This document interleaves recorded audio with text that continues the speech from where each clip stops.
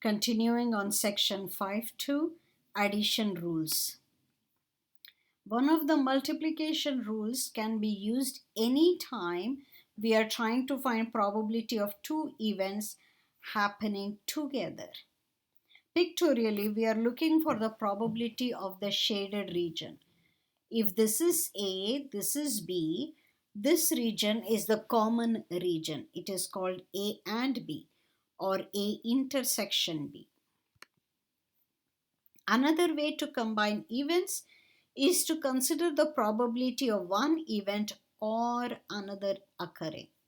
For instance, if a sports car saleswoman gets an extra bonus if she sells a convertible or a car with a leather upholstery, she is interested in the probability that you will buy a car that is convertible or that has leather upholstery.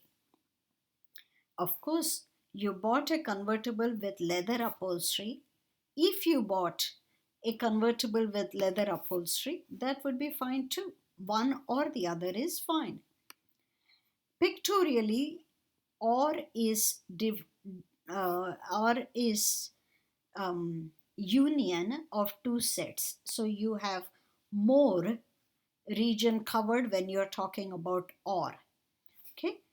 When you're talking about and, it is only the common region. So it's a smaller region.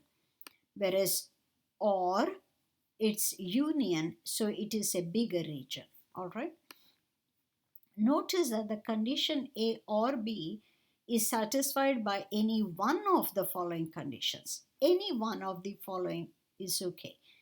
Any outcome in A occurs, any outcome in B occurs, any outcome in both A and B occurs. It is important to distinguish between the OR combinations and the AND combinations because we apply different rules to compute their probabilities.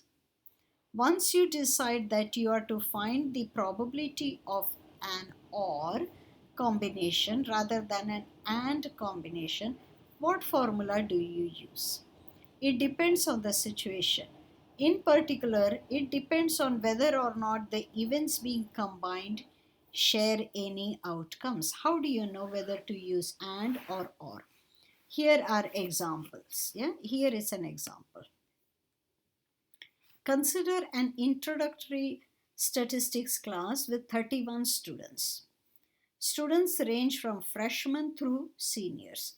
Freshman, sophomore, junior, senior. Some students are male and some are female. Here is a picture which shows the sample space of your class. F designates female, M designates male. In freshmen, there are so many female students, 5 plus 4, 9, and 6 male students, in all 15 students. Sophomore, 3 female and 5 male, 8 students in all. Junior, 4 females, 2 males, 6 students in all. Senior, 1 female, 1 male, 2 students in all. Okay, so this is a sample statistics class. Suppose we select one student at random from the class. Find the probability that the student is either a freshman or a sophomore. Or there are 15 freshmen out of 31 students. Probability of freshmen 15 out of 31. 8 sophomores out of 31. So probability of sophomore 8. So probability of freshman or sophomore is this plus this, which is in all 23 out of 31. Okay. So if you go back to the picture, freshman or sophomore are here. So you could think of it this way, 15 plus 8, which is 23 out of total number of students here. Okay, which is 31. 23 over 31. Now that we can simply add the notice that we can simply add the probability of freshman to the probability of sophomore to find the probability that a student selected at random will be either a freshman or a sophomore. No student can be both a freshman and a sophomore at the same time. Now, second question. Select one student at random from the class.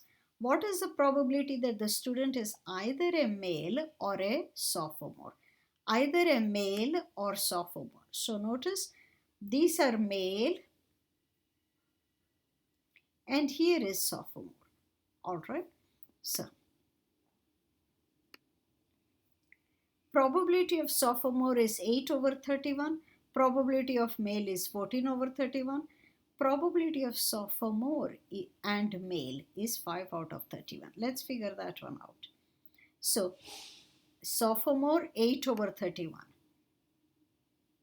8 over 31 students. Male 14 over 31. Well, 6 plus 5, 11 plus 2, 13 plus 1, 14. So 14 male students out of 31. So that makes sense. Sophomore and male. Sophomore and male. So that's 5 out of 31. Alright. Now if I simply add sophomore and male, then we are going to be including sophomore and male twice. How come? Well, sophomore and male. So you see, I added all these students and then added these students, which meant these students got repeated once from here and once from here. All right. So you don't count all of these and all of these. If you do, you have to remove one of this. That's what they are doing. So probability of sophomore or male is probability of sophomore plus probability of male minus probability of sophomore and male. Okay. For or, you would add but subtract and once. So let me repeat. If I want to count the sophomore or male, I take this entire count.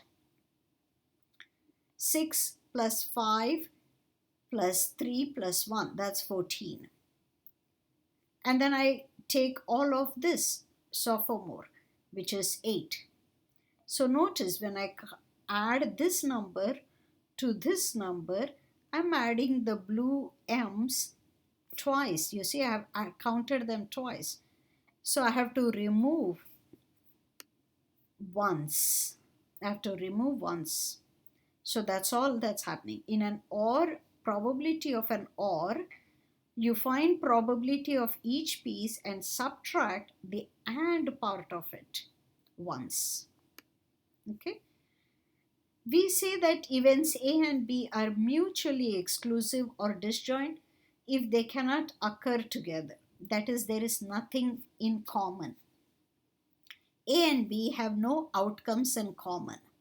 Or put in another way, probability of A and B is 0.